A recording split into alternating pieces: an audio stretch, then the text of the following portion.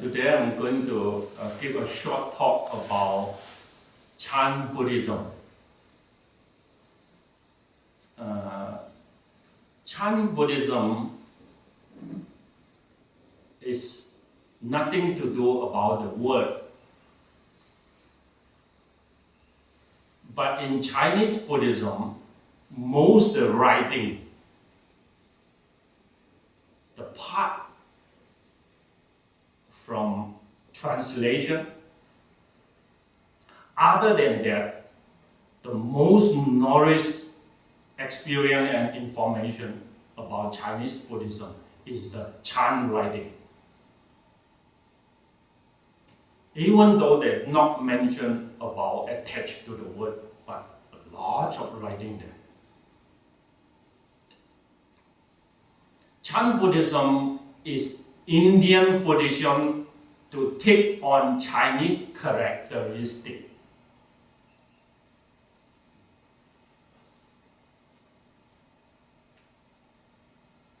If I talk a little bit about their background, in India, Buddhism is facing to two extreme conditions. Then blooming this flower as Buddhism being found. One extreme is indulgent in sensual pleasure. The second extreme is ascetic, torture his own body, look for liberation. So this is the Indian culture's extreme, make such a awaken to middle path. From that on, Buddhism come to China. We know that Chinese and Indian, they have same history, very, very old history country. So Buddhism come to China need to facing in two culture background. One is called the Confucius. Confucianist school is very popular in China in that time. The other one I call Taoism. So Buddhisms become Chan Buddhism that found in China or formed in China is mixed together with Confucius ethics and Taoist led alone to the nature. These two perceptions. So Taoist ethics is like this. Some people that like Confucianism, they talk about man's relationship and social relationship, how to put this ethic into principle to guide yourself and the society in the role. So they are very extreme is talking about sense of responsible, talk about sense of mission, very strong hold to that attachment. So you can see Confucius in the old day, they have a lot of reaction with the lawyer family, with the politics. So in order they can become sense of responsible to the society and become man's relation, that kind of desire. So in Chinese culture, until now, they still as what we call their father culture. In the family, father is authority. It's not lawyer, father. So another kind of personality is Taoist. They talk about man's need to be in harmonious and unified with nature.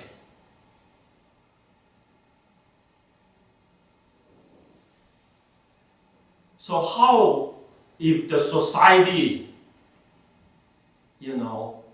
from this party turning into that party, change government and they corrupt, they have lots of things that's not reasonable. So Taoist has his own viewpoint to see things. They want to go different way. So this is too extreme in Chinese culture when Buddhism come to China.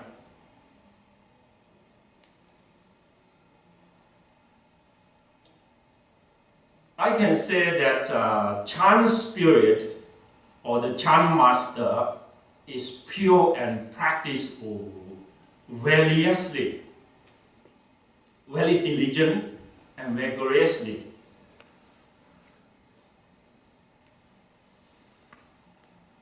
One is too much involved, maybe become attached. So he want to escape from that attachment. Talking about pure, vigorously practice renunciation.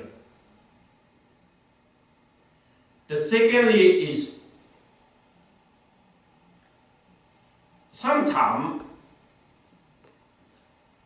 he don't know himself what is going on. He will be more blindly step into the situation. So Chan master is reject himself, too much involved. And he won't showing that free himself and just abandon the world and not responsible. So how to make this balance in Taoism and Confucianism? So Chan Buddhism is that kind of condition, make him fit into Chinese society as Buddhism come to China.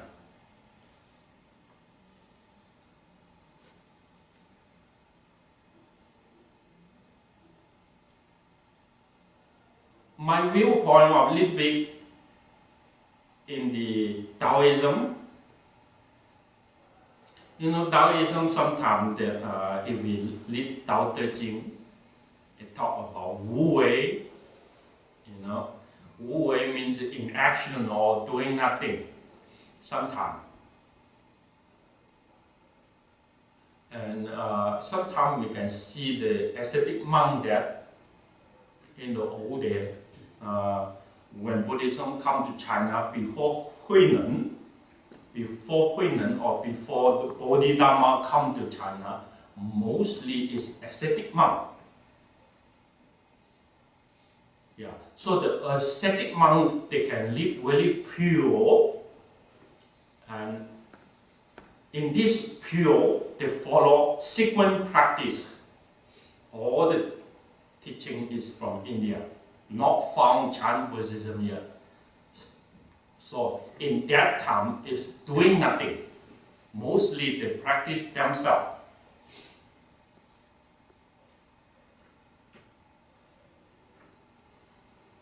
But when after Huinan, and then from Huinan on, they reject himself blind up by any tradition and showing his freedom in lively life. You see, it's different. So Taoism is a little bit negative passive in that time.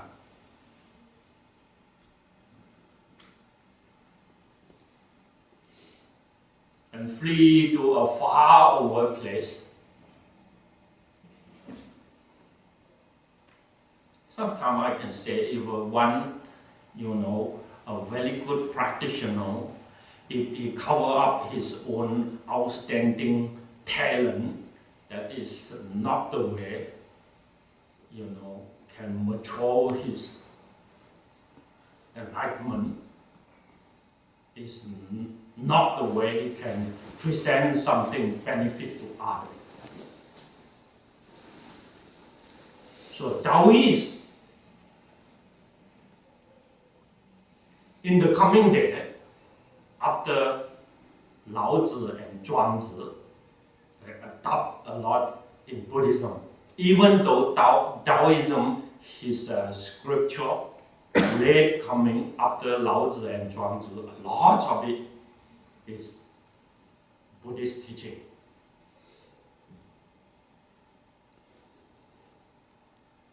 That is another thing that I want to mention, but this is not important in this talk. This talk is a starting point to bring out what is Chan Buddhism as very Chinese characteristics.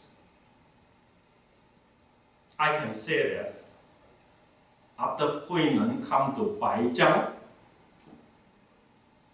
it become, I say, the community ways of monastic in the Chinese way. It's not the monastic in India style. So it become equal, simple, planned society, and form his own ways of Sangha. The first thing I want to say is, you see, Chinese Buddhism is not armed for food anymore, but merge into the agriculture ways of living. This is the first changing Indian Buddhism monastic style into Chinese ways of living. This is very important. When last night, I wake up 3 o'clock, I try to think about what I want to say in Chinese Buddhism, as what I am a Theravada monk before in 1980. Then 1986 become a Chan monk. And as the histories of Southeast Asia Buddhism, Cambodia, Laos, Burma, Thailand, Sri Lanka, what I found their history and what I know how difficult the Sangha survival is because of the government changing. From one government invent to another government, from one nation invent to another nation, in the hate and in the what we call that a lot of blaming, resentment. Even though they come to the monk life, they will kill all the monks because you are not Burmese, you are Thai or you are Lao. Then your life is nothing after the invention of the country. So the Sangha member or the monastic life totally sometimes destroyed until they don't have one master to carry on the ordination.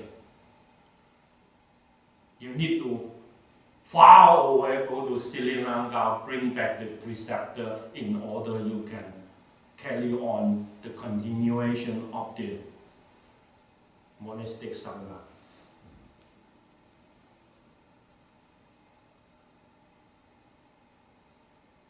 We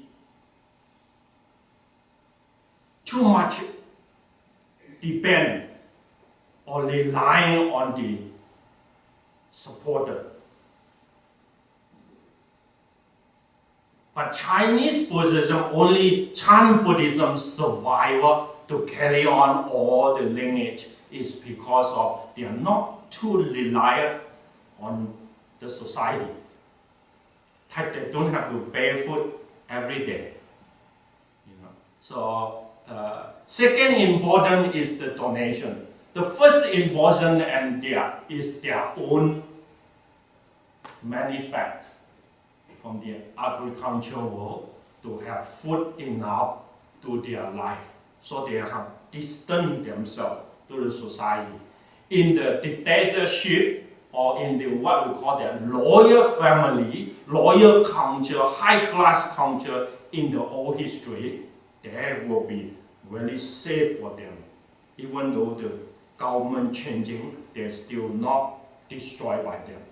So Chan Buddhism is the only Buddhist culture in China can carry on not being destroyed. This is what I found the difference. I want to mention a little bit about the device of building in the monastery in order to have a starting point. Today's talk, because every month we have a topic, so this month we'll go to Chan Buddhism.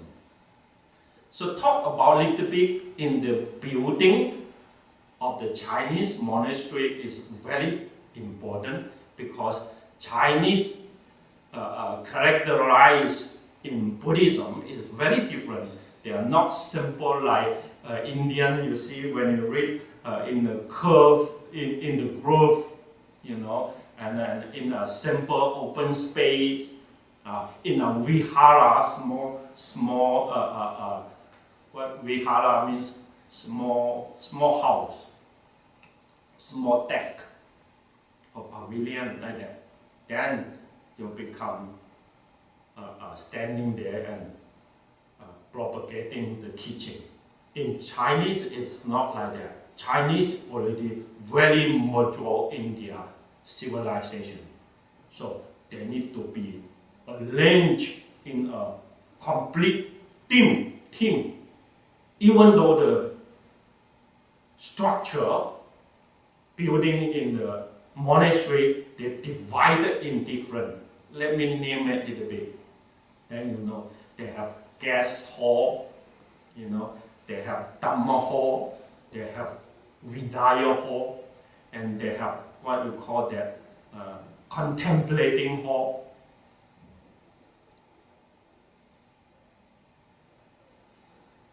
And of course they have dining hall. In China, in Malaysia, we not call dining hall, we call canteen. Is it? Oh, canteen. Canteen is English word, isn't it? Here we use dining. But in monastery, dining hall, we not call them dining hall, we call them contemplating hall. You see, when you go down there in the table, we have a morning breakfast that is 5 contemplation. We call that contemplating hall. So food is not only for the stomach and healthy, but is for something for the mind. If you don't know what is contemplating in the 5 things in the monastery, then you go down there, they have the teaching there. And the last important is called penetrate hall. What is penetrate hall? This is, you see we have the board in that corner, of the above the door. That is called penetrate hall, Chan hall.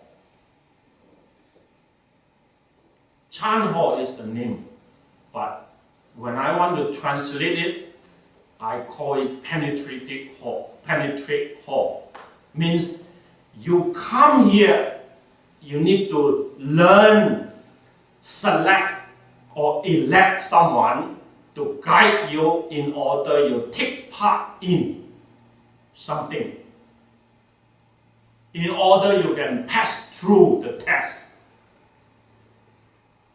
This is the meaning. So the spirit code of Chinese Buddhism is in the Zen hall or in the Chan hall.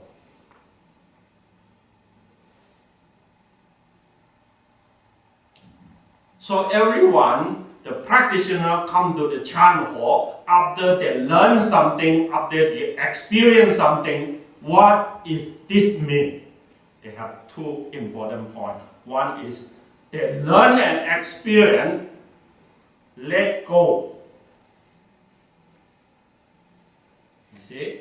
So the let go word right now is very popular in this country, isn't it? Be mindful and let go. So mindful training everywhere become very, very popular here.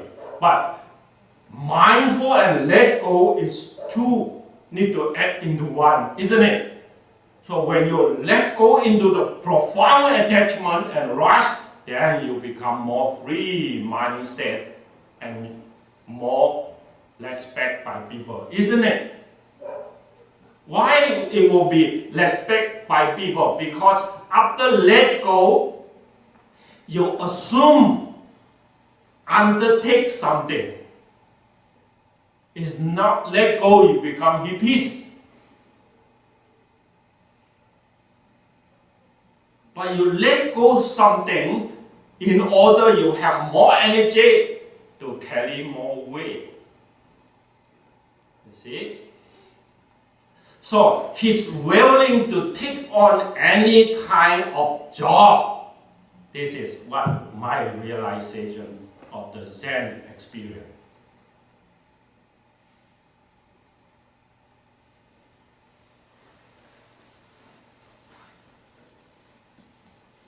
So Zen practice helps us to purify mind and body, to cut off selfish or self-centered, in order him not have that kind of person habit called arrogant or self-conceit. So he won't show his person like, I am the come to mission, like that. So in Zen or Chan Buddhism, he is very humble. If you need something, he will give you something. If you don't need something, please have a tea. He is not that kind of mission what we compare with Western culture. So his mission is lower into very low, but he is not something else like sense of inferiority. Not that I'm very weak, like that, and not like that. Timid or weak will, he not become that kind of personality. That is the sick or the illness or the obstacle need to be cut off in order you become master your own self in the Dhamma. So when you come to the Zen hall or the Chan hall, you select the teaching by your own awake. You're awake, so you enlighten. Oh, I need to train myself. So you come to the Chan hall. The second is, when you come inside, everyone is equal, no master there. Everyone is master himself. Even though the master taught something, you still can raise up your hand or you take your shoe and throw to him, challenge him. See, he have his own ego or not. So we select someone have Buddha nature. You see, that is the whole insight. So everyone go there is take point on the war, fight to your own ego. So everyone come to the building inside is very busy. Busy for what? Like us, busy mindful training. In order we experience concentration, we experience wisdom. We become more wise to let go, to put more shoulder, more weight to the shoulder you can carry as a man. Enough today. I just give a brief talk about Chan Buddhism, and this Chan will be carried on, and I will be quote on the teaching more and more and share with you all. I hope this will encourage you. Thank you.